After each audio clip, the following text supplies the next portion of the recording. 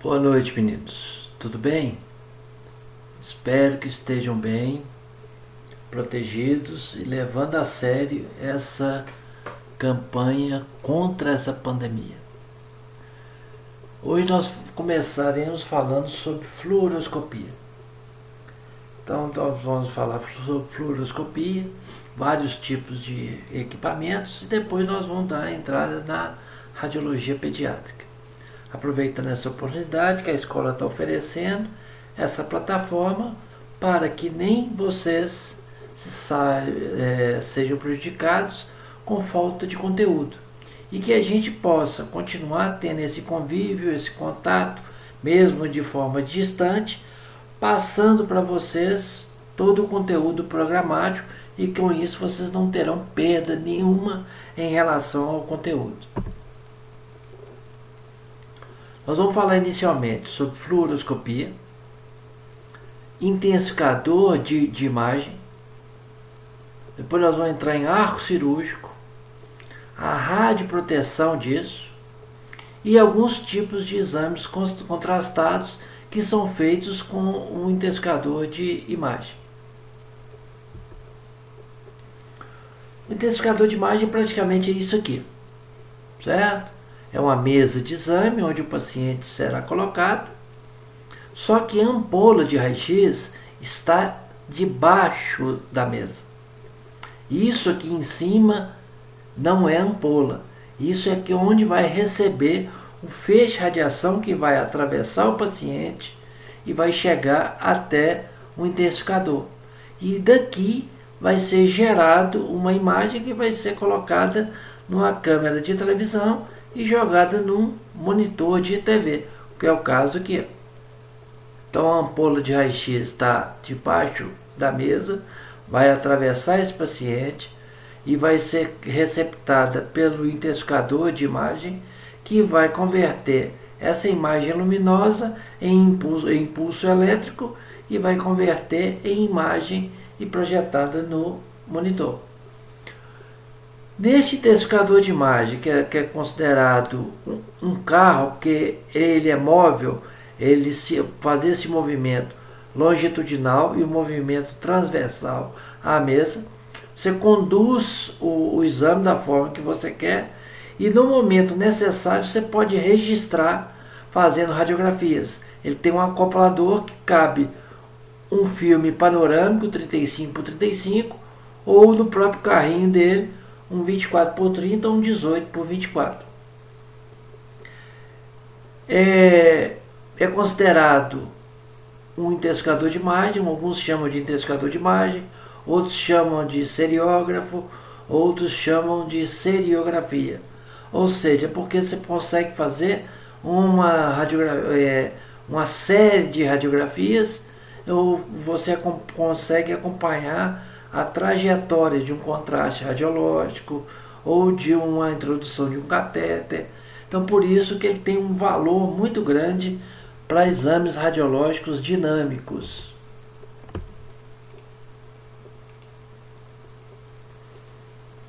Tudo evolui, né? Então, os primeiros eram assim. O exame era feito numa sala totalmente escura, né? O radiologista ele tinha um óculos de adaptação, um óculos vermelho. Ele usava esse óculos para adaptar a visão dele à penumbra. E no interior de uma sala completamente escura, você via a estrutura dinâmica através dessa tela aqui. Então era uma tela fluoroscópica. Radiação era o que não faltava, tinha para todo mundo, para dar e vender. Noções de radioproteção eram poucas. Isso nós estamos falando na década de 50. E isso perdurou até aproximadamente 80, 85, por aí. Aí que o aparelho começou a ter essa evolução que chegou aonde chegou-se nos dias de hoje. Então era assim, um aparelho completamente arcaico, certo?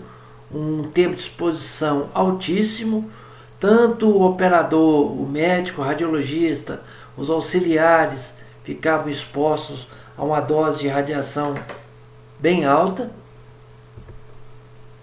e os aparelhos tinham esse aspecto aí, né? Um aspecto bem rústico, né? Vamos assim dizer. E aí evolui-se a esse ponto que tem hoje. Hoje você tem uma sala ampla que tem 2 arcos cirúrgicos que podem fazer tomadas radiográficas em 2 posições ao mesmo tempo. Anexo a esse equipamento, você tem um tomógrafo, onde o paciente pode fazer uma angio-CT e depois voltar para o serviço de intensificação de imagem. É uma coisa fantástica como é que evoluiu.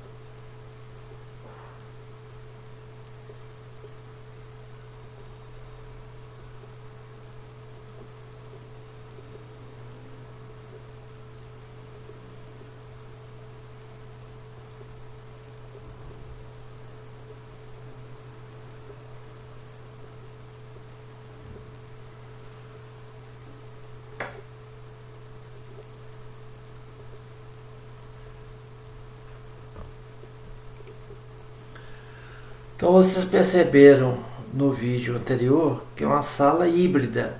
Híbrida porque você possui mais de um equipamento dentro da mesma sala. Você pode fazer 2 tipos de exames conjugados do mesmo paciente. Isso te dá uma série de informações muito maior do que, é lógico, que o que você tinha. Então, hoje a evolução é uma coisa absurda. Então, a gente tem que acompanhar essa evolução. A fluoroscopia em si é uma técnica de imagem utilizada na medicina, amplamente utilizada, porque você consegue visualizar estruturas em tempo real, em tempo de movimento, muito utilizada no cateterismo, na hemodinâmica, nos exames do trato digestivo, onde você tem que acompanhar a deglutição de um paciente. Então ele é muito utilizado, certo? Tem um outro vídeo aqui, eu não sei se vai rodar, eu espero que sim.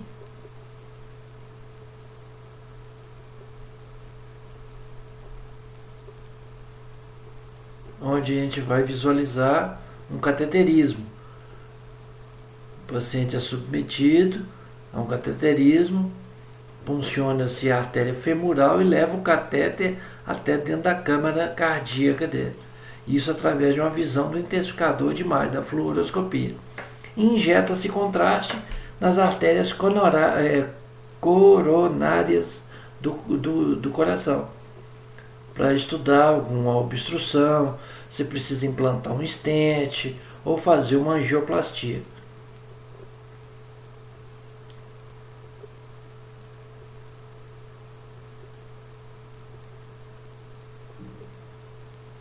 Então você consegue acompanhar com exatidão, em tempo real, uma fonte contínua de raio-x, onde você acompanha exatamente o que está acontecendo anatomicamente naquele momento.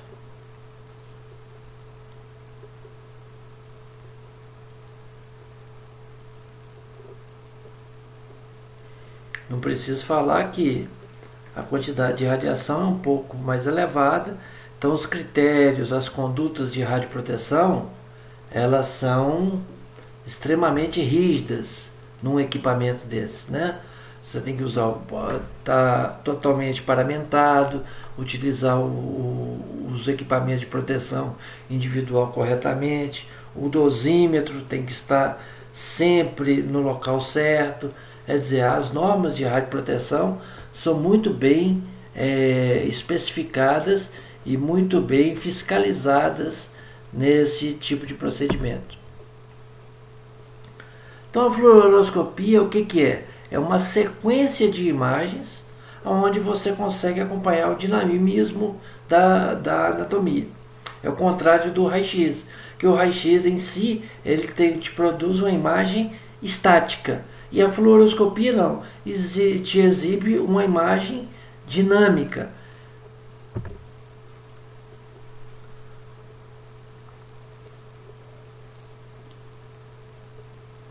Onde você tem o acompanhamento das imagens em tempo real.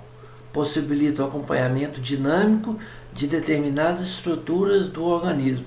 Então é um exame totalmente dinâmico, onde você acompanha. É muito utilizado para exames cardiovasculares, neurovasculares, urológicos, processos cirúrgicos, guias de catéteres.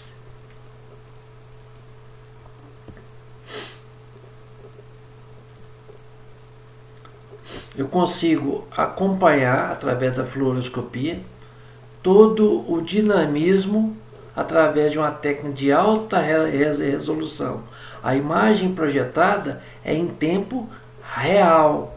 As imagens são totalmente sequenciais, o que permite uma gravação de alta qualidade, caso seja necessário. O importante é falar que a gente pode salvar essas imagens em CD, em pendrive, ou pode enviar para o solicitante. Então, quer dizer, é um ganho muito grande em benefício da saúde e em benefício da evolução da radiologia. Aqui tem um outro vídeo, vamos ver se nós vamos conseguir mostrar. Que é um exame do sistema urinário. O contraste injetado pela uretra do paciente.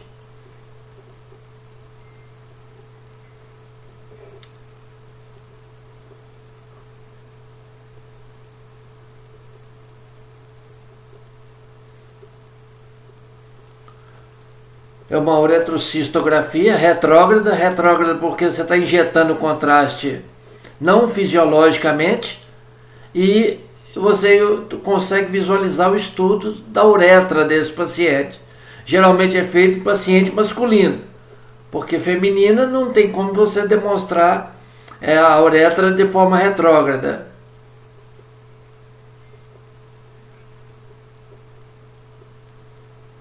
Então é um exame que você consegue visualizar o dinamismo dele, certo?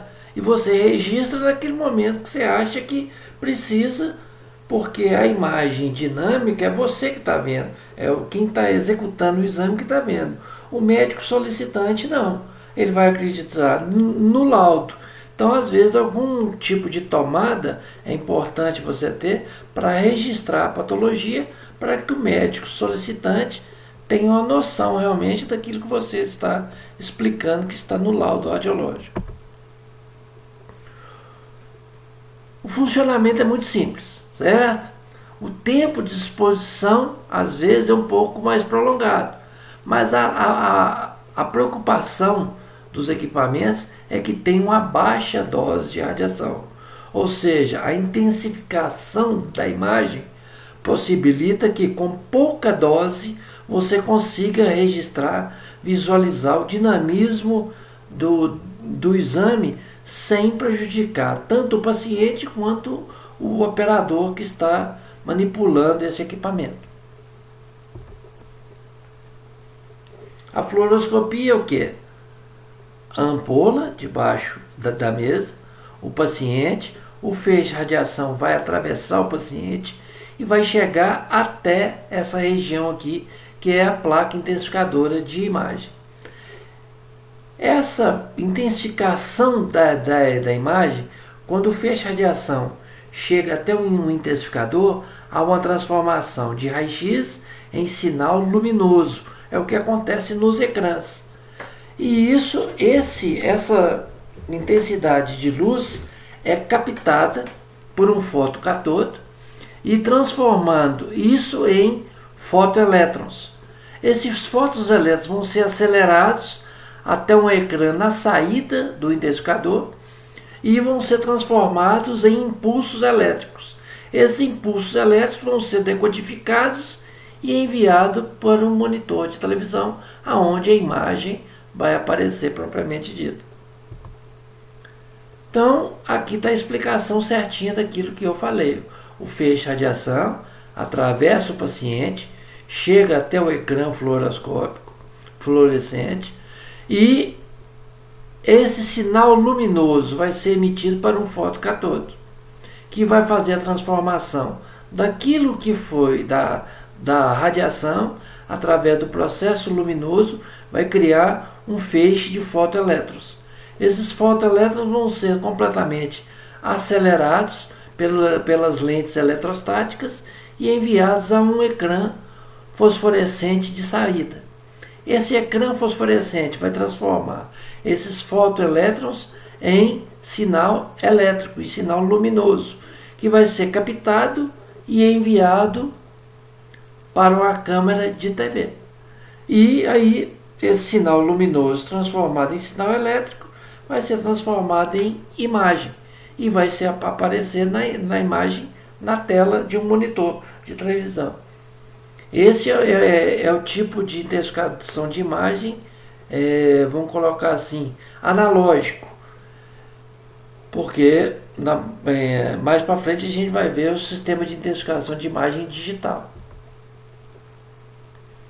A principal função da fluoroscopia é visualizar as imagens em tempo real. Isso é que é o grande lance.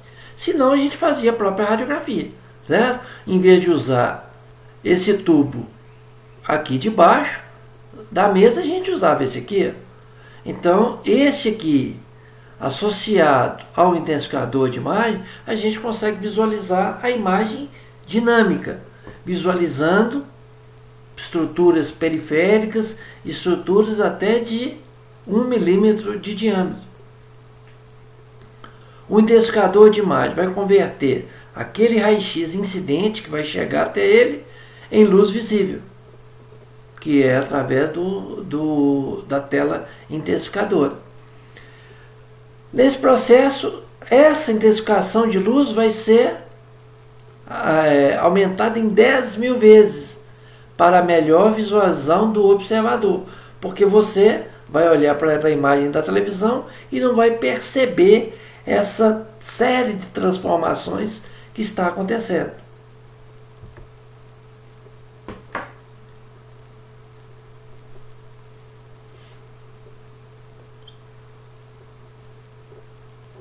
Então, através das lentes eletrostáticas no interior do intensificador de imagem, todos os fotoelétrons vão ser convertidos para o ecrã de saída.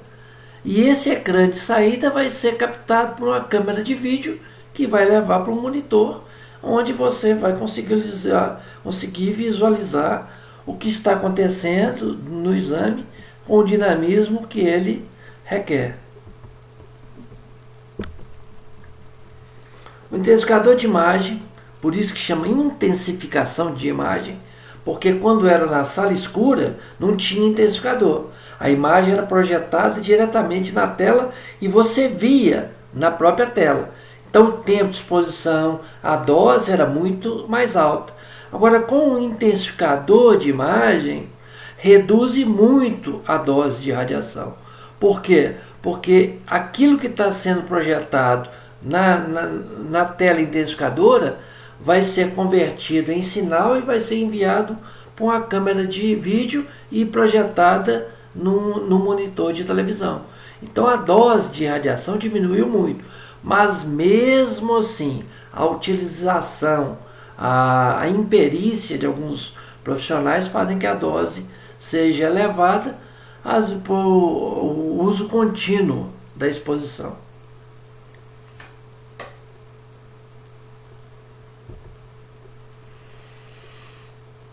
Então, para que você tenha a visão no intensificador de imagem, igual está aparecendo aqui, ó, você precisa de um sistema óptico acoplado. Ou seja, nessa parte superior do intensificador de imagem, a parte óptica está aqui. Tudo que é emergente, que é captado pelo intensificador de imagem, que é convertido em sinal luminoso, que vai ser convertido em sinal elétrico, vai ser captado pela câmera de vídeo e projetado numa imagem de TV. Com isso, você diminui muito a dose de radiação e tem uma qualidade de visualização muito alta.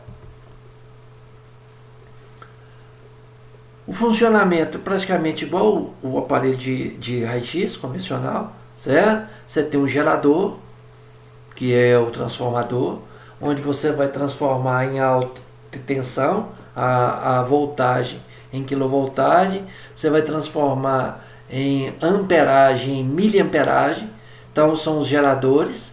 Você tem um tubo de raio-x, da mesma forma que você tem naquele raio-x convencional, você tem aqui. Você tem uma grade, igual você tem no aparelho de raio-x convencional, porém a grade é para eliminar a radiação secundária na formação propriamente da imagem. Você vai ter filtros que vão evitar que feixe radiação de baixa energia aumentem a dose de entrada na pele do paciente. E você tem colimadores que funcionam automaticamente de acordo com o campo de visão. E você pode trabalhar com ele no sistema manual também quando você quer diminuir o campo de visão. A ampola tem uma alta rotação, é um pouco diferente do raio-x convencional, devido à alta rotação que o anodo tem. Por que ela tem uma rotação muito mais elevada que o anodo do raio-x convencional? Pelo tempo que ela fica expondo, emitindo radiação, o aquecimento dela é muito alto. Então, uma das formas de resfriá-lo é aumentando a sua rotação. O óleo que circula no interior do cabeçote, ele é refrigerado por ventiladores nas extremidades, ventiladores do tipo ventoinha, que circulam o ar e faz que esse óleo não fique tão aquecido assim. Os colimadores, eles são automáticos, certo? É de acordo com o campo de visão, você regula ele caso você queira, você mesmo quer diminuir o campo de visão. Caso contrário, ele fica aberto do tamanho do campo que está sendo visualizado no intensificador de imagem. O sistema de TV é como se fosse uma televisão normal, certo? A imagem é captada e projetada no monitor de televisão. Ele tem um controle automático de brilho, a colimação e o campo de visão é automático de acordo com o campo visual.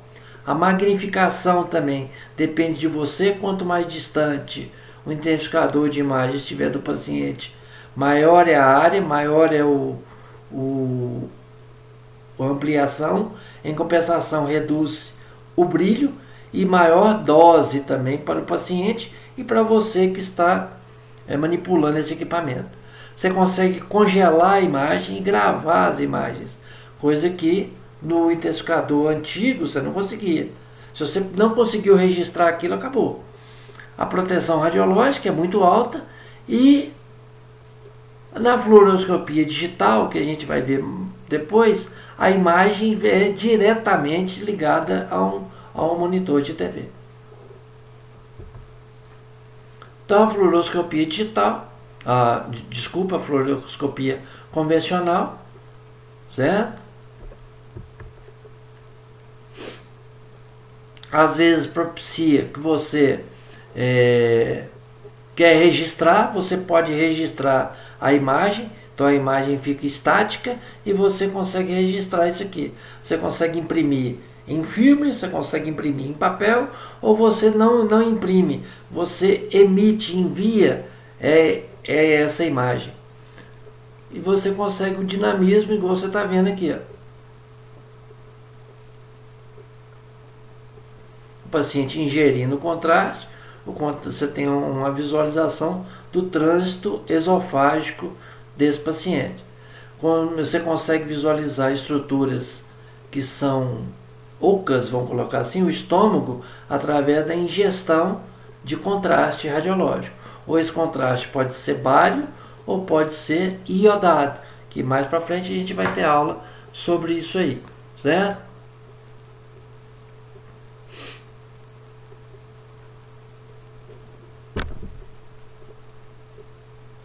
Então você consegue ver as ondas peristálticas, o peristaltismo que o trato digestivo sofre, o contraste progredindo pelas alças digestivas.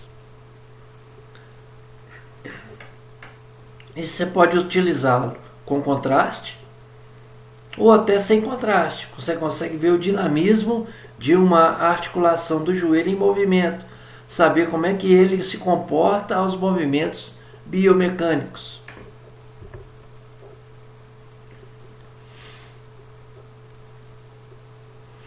Se não houvesse o contraste, não teria como a gente estudar estruturas praticamente ocas, vamos colocar assim, tipo vasos, esôfago, estômago, as alças intestinais, intestino. A gente consegue visualizar a trajetória, o trajeto através dos contrastes. Se tem alguma patologia através da ingestão ou através você administrando um contraste via oral, via retal, via endovenosa ou até via arterial. Os meios de contraste, certo? São meios, pode ser iodado, pode ser baritado, cada um com sua técnica propriamente dita. Esse aqui é mais utilizado para trato digestivo e esse aqui mais utilizado para sistema outros sistemas, porque às vezes você pode administrá-lo de forma venosa, arterial ou até oral realmente.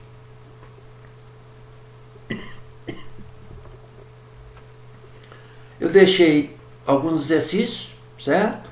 Que vocês vão poder fazer e depois a gente discute como é que vai ser isso aí.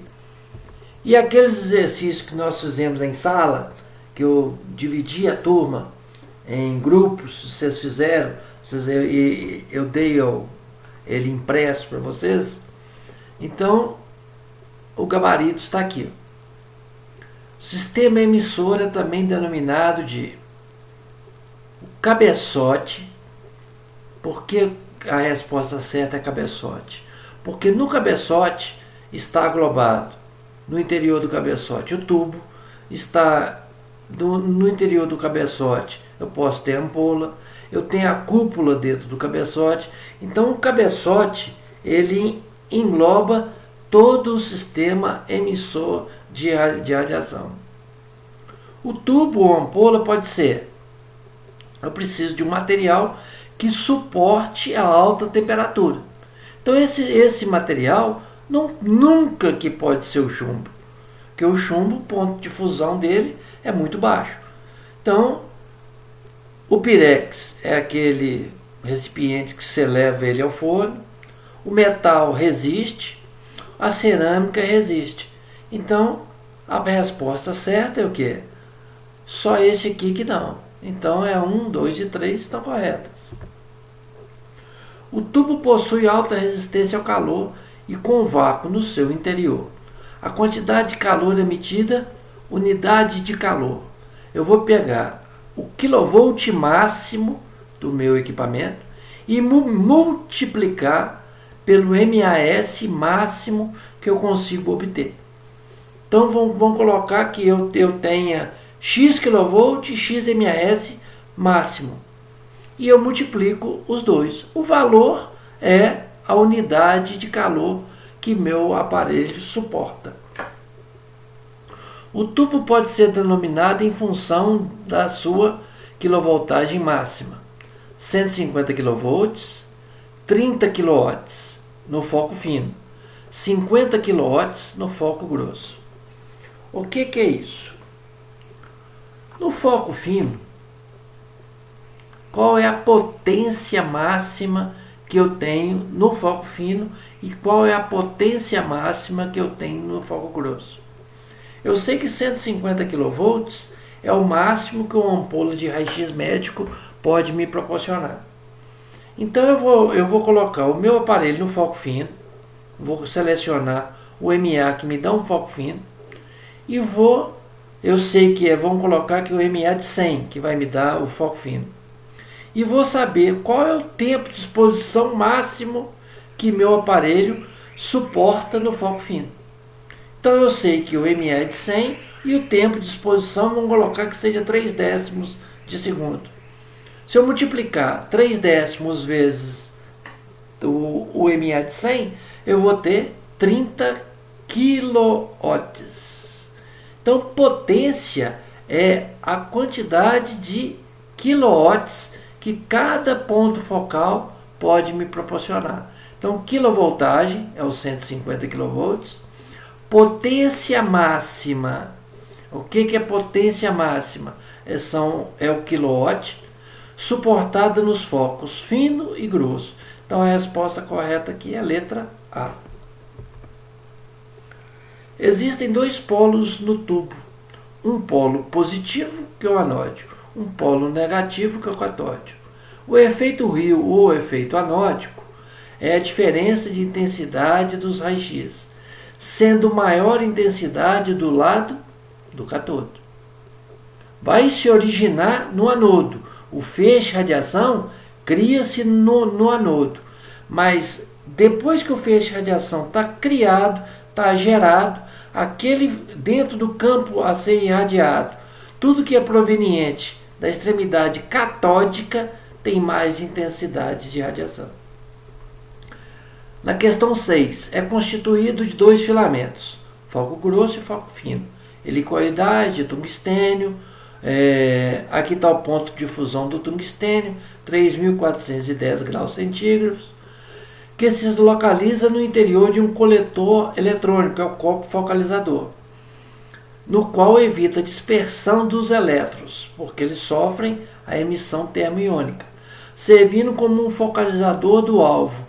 Isso tudo corresponde a quem? Ao cátodo.